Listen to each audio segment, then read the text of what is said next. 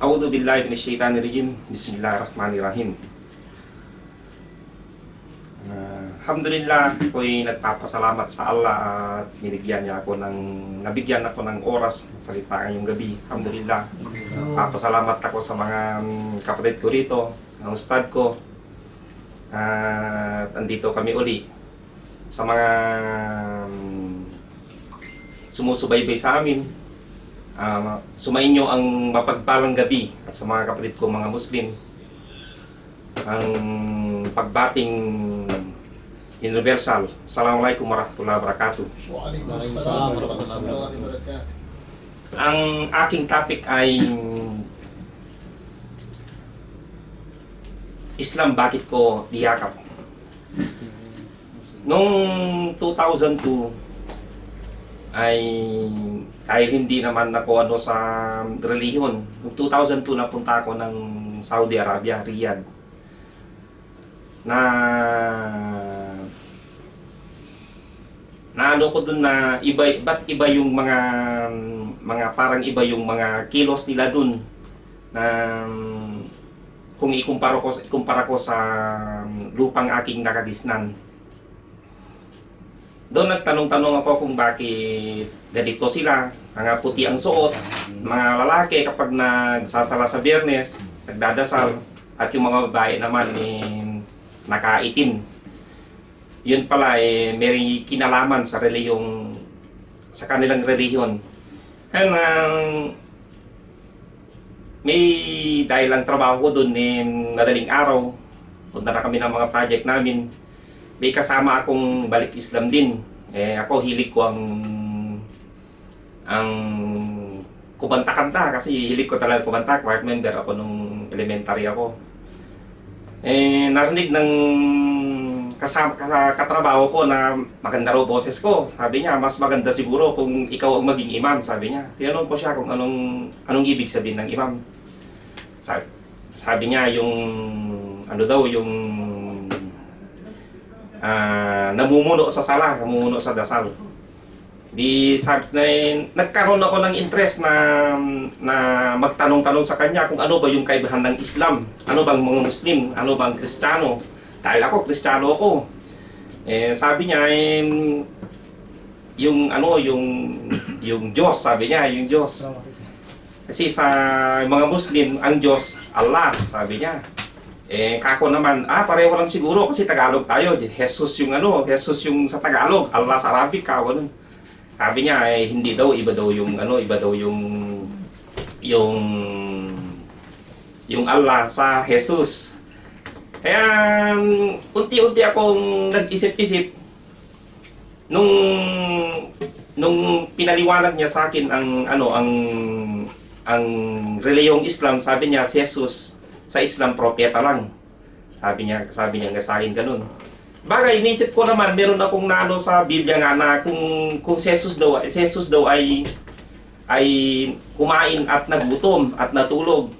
Kung ang tanong ko, kung ang Diyos ay natulog, paano nang sanlibutan katulad ng tao kung matulog ang tao? Kung driver ka, ikahawak mo yung ilang pasahero mo at nakatulog ka kahit man lang 1 minuto, ewan ko lang kung anong mangyayari. Napaisip ako dun. Kaya nung pinaliwanag niya sa akin ng maayos,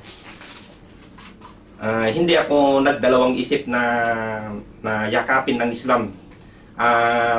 Alhamdulillah, sa hirap ng trabaho namin doon, hindi ako kaagad nakapag-aral doon at nagtanong-tanong din sa mga ustad dahil mahirap ang trabaho namin. Pero dahil nga sa maraming tanong sa akin na hindi ko masagot, nag-aral ako ng kahit konti.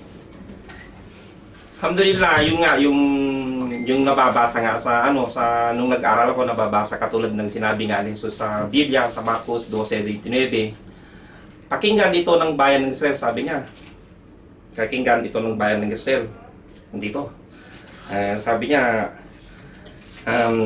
pakinggan mo o Israel, sabi niya, ang Panginoon nating Diyos ay isang Panginoon. Ibig sabihin, natin, sabi niya, sinali niya yung sarili niya. Kasi kung Diyos pala siya, dapat hindi niya sabihin na natin. Kasi Diyos siya eh.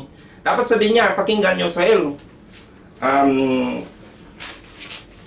Ang Diyos ay ako, sabi niya sana. Pero sabi niya, ang Panginoon nating Diyos ay isang Panginoon. Ang at iyong mahalin ang iyong Panginoon Diyos ng buong puso, buong kaluluwa, ng buong isip at ng buong lakas. Ibig sabihin, hindi siya Diyos nga alaman dahil sinali niya yung sarili niya.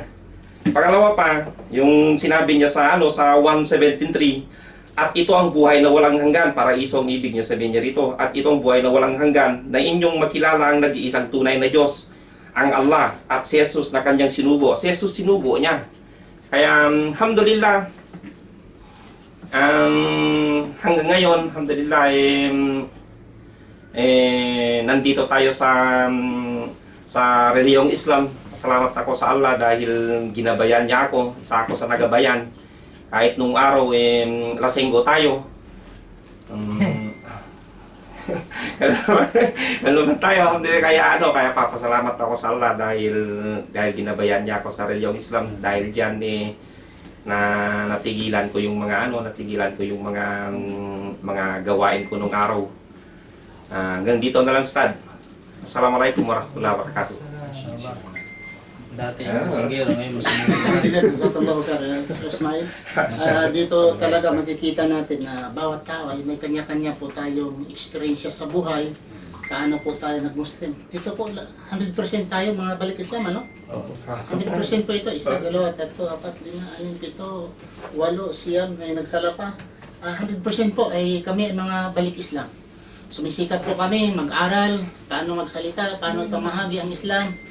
At sa amin naman po inaanyayahan ng aming po mga kapatid na mga katutubo na inshallah mag-aral po din sila na paano po ma-share ang Islam. Dahil po maraming ngayon sa problema sa mundo ay na-misunderstood tayo dahil ang unang dahilan tayo ay kulang tayo ng kaalaman paano magpaliwanag sa Islam. At pangalawa,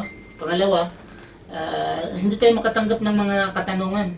Agad umiinit yung tainga natin dahil hindi natin alam ang sagot. Pangatlo ay kung hindi natin alam ang sagot, usually ang hindi niya alam, isasagot, magiging insulto na lamang. At kung may insulto, pang-apat, kung may insulto siya, ay agad umaapoy na. Buti kung suntukan lang, barilan na, patayan na. So, nagmula sa atin dahil hindi tayo marunong magpaliwanag sa Islam. Okay? So, dito tayo, alhamdulillah, nagsasanay.